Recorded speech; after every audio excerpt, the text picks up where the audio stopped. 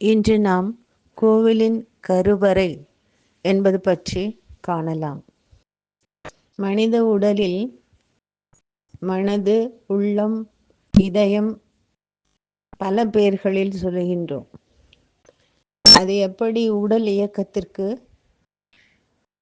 அடிப்படை ஆதாரமாக அமைந்திருக்கிறதோ அதுபோல கோவிலின் அடிப்படை ஆதாரமாக கருவறை அமைந்திருக்கின்றது.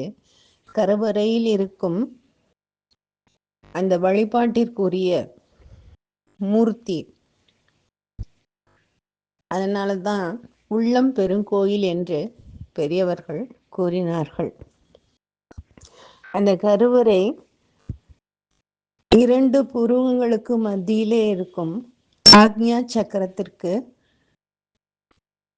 ஒரு வெளிப்படையான காட்சி பொருளாக சொல்லப்படுகின்றது. ஆக்ஞா சக்கரம் புருவ மத்தியில் இருக்கிறது என்று சொல்லுகின்றார்கள். ஆனால் நமக்கு அதை பற்றி தெளிவாக கண்கூடாக பார்க்க முடியாது. அந்த ஆக்ஞா சக்கரத்திற்கு இணையாக கருவறை அமைந்திருக்கின்றது என்று சொல்லப்படுகின்றது. இது ஆலயத்தினுடைய புனிதமான மையப்பகுதி ஆகும். இங்கு மூலவர் எழுந்தருளி இருக்கின்றார். இந்த பகுதி பெரும்பாலும் இருள் சூழ்ந்ததாக, சிறிய பகுதியாக, அளவிலே மிக சிறிய பகுதி. ஆலயத்தினுடைய மொத்த பரப்பிலே ஒப்பிட்டு பார்த்தால் கருவறை மிக குறுகிய பகுதியாக அமைந்திருப்பதை நாம் காணுகின்றோம். இந்த கருவறை உள்ளே பூமியினுடைய காந்த புலம் அதிகம் உணரப்படுகின்றது என்று சொல்லுகின்றார்கள். திருமலை திருப்பதியிலே இருக்கின்ற கருவறை குளிர்காலத்திலே சற்று இதமான வெப்பத்தை தருவதாகவும், கோடை காலத்திலே குளிர்ச்சியை தருவதாகவும் கட்டட நிபுணர்களால் அன்றைய நாட்களில் அமைக்கப்பட்டிருக்கின்றது என்று சொல்லுகின்றார்கள். இப்படி ஒவ்வொரு திருக்கோயில்களிலும் கருவறைக்கு என்று தனி சிறப்பு அம்சங்கள் அமைந்திருக்கின்றன.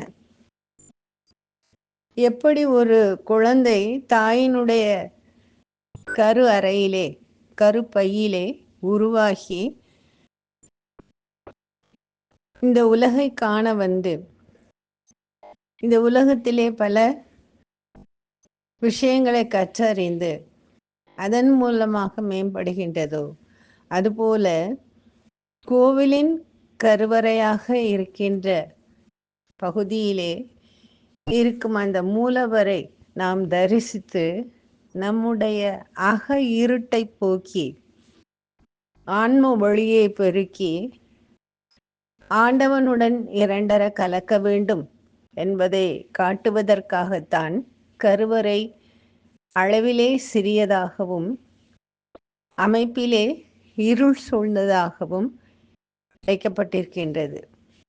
எனவே நாம் கருவறையை அடுத்த முறை கோவிலுக்கு சென்று தரிசிக்கும் போது கூர்ந்து மனம் ஒன்றித்து தரிசனம் செய்வோம்.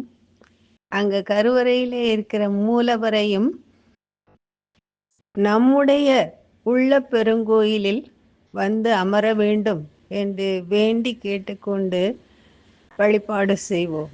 அப்படி செய்யக்கூடிய வழிபாடுதான் உண்மையான இறை வழிபாடாகவும் இருக்க முடியும். நாளை தொடர்ந்து அர்த்த மண்டபம், மகா மண்டபம் ஆகியவற்றை பற்றி காணலாம். நன்றி, வணக்கம்.